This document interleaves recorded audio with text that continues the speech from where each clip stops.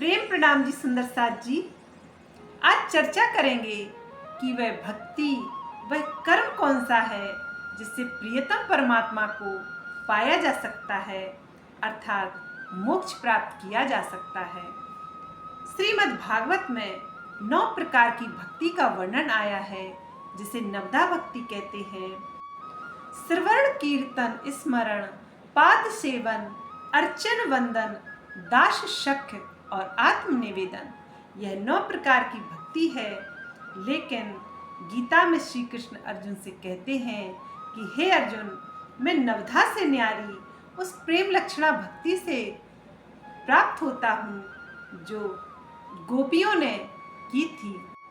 18 अध्यायों का ज्ञान समाप्त करके जब श्री कृष्ण जी ने अर्जुन से पूछा, हे अर्जुन बताओ अब तुम क्या जानना चाहते हो, किस विषय पर तुम्हारा सवाल है, तो वे कहते हैं, हे सखा, हे कृष्ण, मैं इस क्षर जगत अर्थात मिटने वाली दुनिया से अब कुछ नहीं चाहता हूँ।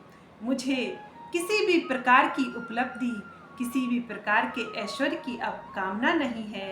मैं चाहता हूँ कि मैं आपको पालूं, मैं आपको पूर्ण रूप से जानकर मुक्त हो जाऊं, अर्थात जन्म मरण चक्र से मेरा छुटकारा हो जाए और मैं आपके उस दिव्य ब्रह्मपुर परम धाम को चाहता हूँ, अर्थात मैं मुक्त होना चाहता हूँ। हे सखा, मैं आपको प्राप्त करना चाहता हूँ, मैं आपसे एक क्षण के लिए भी दूरी नहीं चाहता।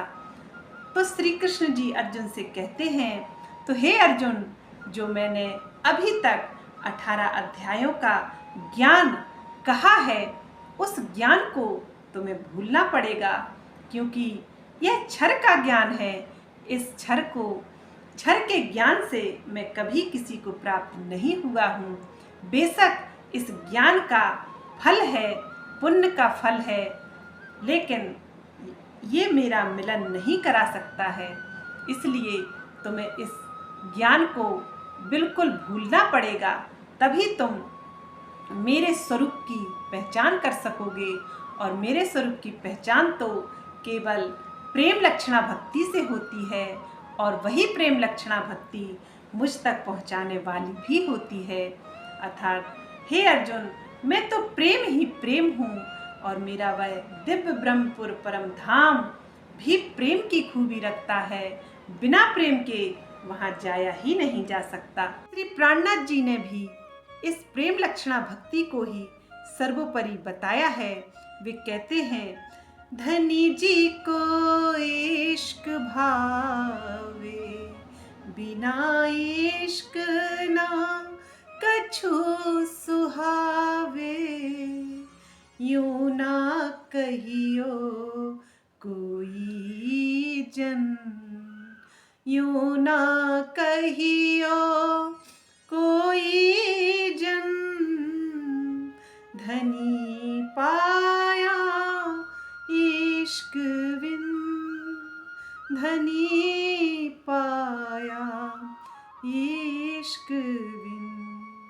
श्री प्राणनाथ जी कहते हैं, मेरी रूहों की खूबी भी इश्क है, और उस परमात्मा की खूबी भी इश्क है। और जहाँ आत्मा और परमात्मा का अखंड नूरी स्वरूप लीला करता है, उस दिव्य ब्रह्मपुर परम धाम अर्थात अरसे अजीम की खूबी भी इश्क है। और वे कहते हैं, वहाँ के कण कण में इश्क समाया हुआ है। और उस नूर जलाल अर्थात अक्षर ब्रह्म ने भी उस धाम की प्रेममय लीला को देखने की इच्छा की है, और इश्क रब्द के कारण ही उस धाम से, उस अल्लाह ताला से, उस पूर्ण से उन रूहों का बिछड़ना हुआ। अर्थात वे रूहें इश्क रब्द के कारण ही उस खुदा से जुदा हुई।